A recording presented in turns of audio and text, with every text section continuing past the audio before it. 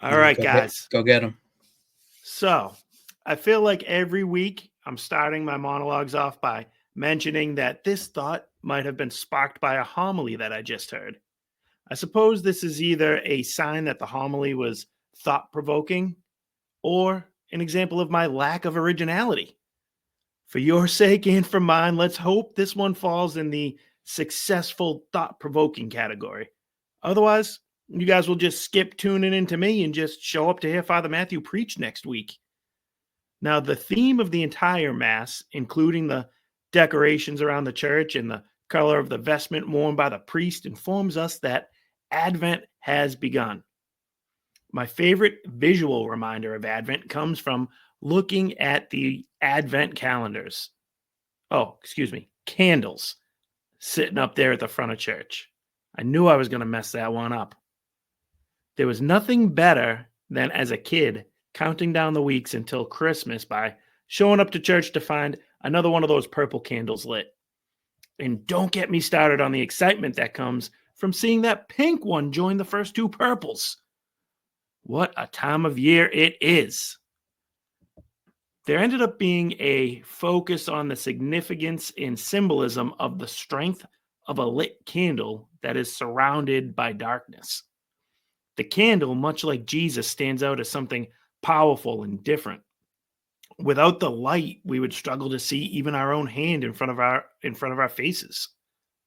Without Jesus's bright light burning deep within us, we would struggle to stay on course while surrounded by a world of sin and darkness. Jesus calls on us to be different and to stand out as that beacon of light on top of a hill, shining bright for the world to see. We're meant to guide and inspire others so that they too will harness the light of Jesus within them. I find the light of a candle to be a simple yet powerful analogy to use. At first glance, it's small, but I can't think of a more impactful resource to human flourishing than the flame, than the light. And that goes both physically and spiritually. This had me thinking a lot about Laken Riley. Her murder at the hands of a Joe Biden illegal alien was highly publicized throughout the election cycle. Laken's death became the face of the open doors policy that's been dangerously pushed for decades now by the Democrats. I'm going to share with you a clip of her stepfather reading this poor girl's final journal entry during the sentencing of her dirtbag murderer. As he reads this, I want you to pay attention to the goals and aspirations this 22-year-old woman had. Juice?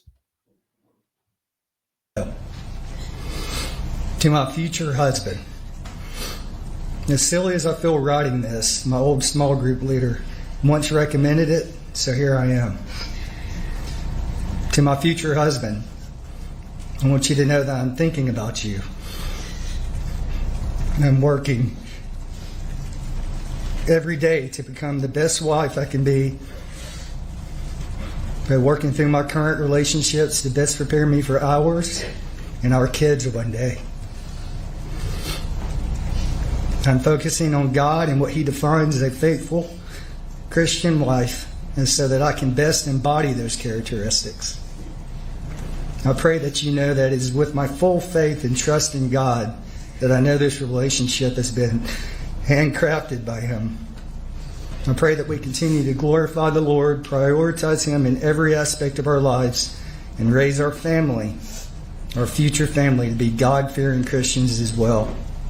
I pray God is the center of our relationship as it is a gift from Him. I thank Him for you before I even know you. And can't wait to love you in the best way I know how for the rest of our lives. I pray you know and feel the importance of my love and hopes for our relationship. No matter what challenges we face, I pray that our trust in God and love for one another overrules the obstacle. May our relationship last forever. Your future wife, Laken. Wow. Some powerful stuff right there. Now, how many other 22-year-olds are writing like that in their journals?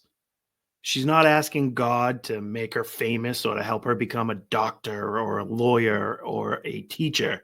She's asking God to help her prepare to become a great wife and a great mother. She's asking God to help her be a great Christian. Most people go their whole life without ever figuring out the meaning of life. Based on what we just heard, I think it's safe to say that Laken Riley was that bright light shining on a hill for us all to see. And with that one being said, I do believe it's time to welcome in our good friend, Mr. Ric Flair, because it is showtime, baby. Woo! Showtime! Woo! Woo! Woo!